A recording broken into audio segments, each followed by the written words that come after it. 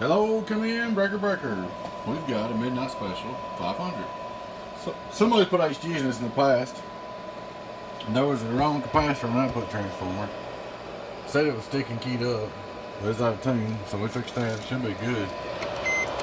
You can sit there, let's do it key up. It ain't sticking a lick.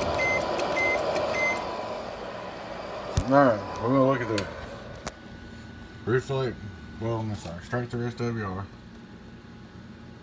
Wire. Input tune SWR. Wire. Pretty good. Output tune 5-volt reverse. Wire. Real low. 1000 watt PEP radio drive.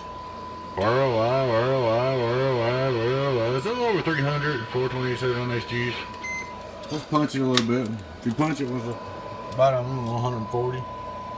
Wire gets on up and does that deal.